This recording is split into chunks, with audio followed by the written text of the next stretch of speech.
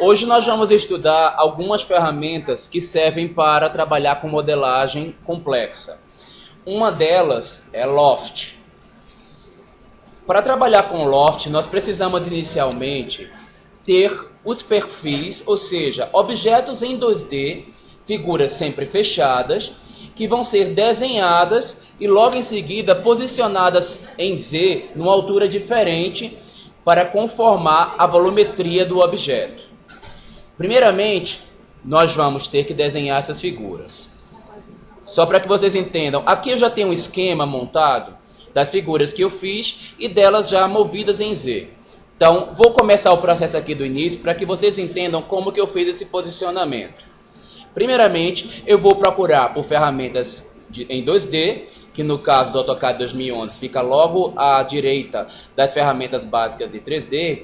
Vou procurar primeiramente por círculo. Nesse caso aqui, eu fiz 3 círculos. O primeiro círculo eu coloquei com um raio igual a 10. O segundo, não pode esquecer que o OSNAP deve estar ligado com a opção Center. Cliquei no centro deste último, para garantir que ele vai ser concêntrico. Coloquei o valor do raio igual a 20. E o terceiro, da mesma maneira, pegando no centro, eu respondi com o valor do raio igual a 30. Para tornar a figura um pouquinho mais complexa, eu vou utilizar o comando Polyline e vou fazer, clicando nos quadrantes do círculo intermediário, do círculo médio, um quadrado que também vai ser um dos perfis. De preferência, prefira fechar usando Close. Pronto. Agora que eu já tenho os perfis formados, eu preciso movimentá-los em Z. Nas versões atuais do AutoCAD, para movimentar um objeto, basta que eu selecione o objeto desejado e quando aparecer um ícone com os eixos X, Y e Z, eu vou me aproximar do eixo que me interessa. Neste caso aí é o eixo Z, que é esse que está em azul, e ao aparecer uma linha que indica o sentido Z, eu clico no eixo, o objeto vai começar a poder ser movido. Puxando o mouse para cima, se eu quiser mover no sentido Z positivo, eu vou digitar uma altura. Nesse caso, para o círculo maior, eu vou indicar a altura de 50 e dou um Enter. Dou um ESC, porque eu não quero mais movimentar esse objeto. Eu quero agora selecionar o segundo objeto, que é esse círculo menor. Vou clicar no eixo Z, puxar o mouse para cima, vou digitar a altura de 80, Enter.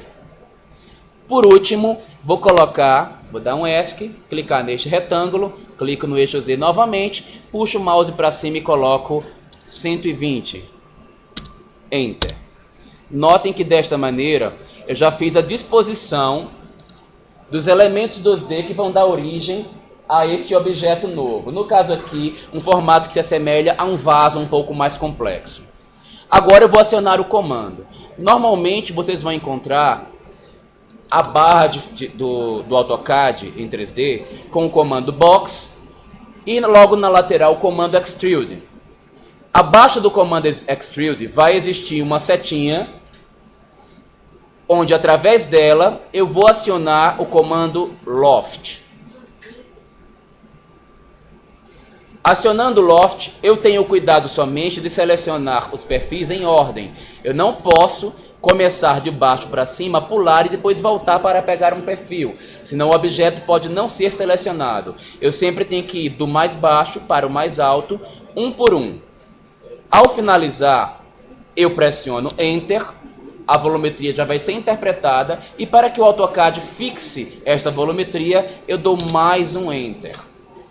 Percebam que o objeto, apesar de estar finalizado, eu posso também alterá-lo. Notem que os perfis que deram origem a este objeto ainda são objetos editáveis, de maneira que se eu clicar num dos grips do objeto, eu volto a poder modelá-lo e a descobrir outras figuras de maneira muito mais interativa.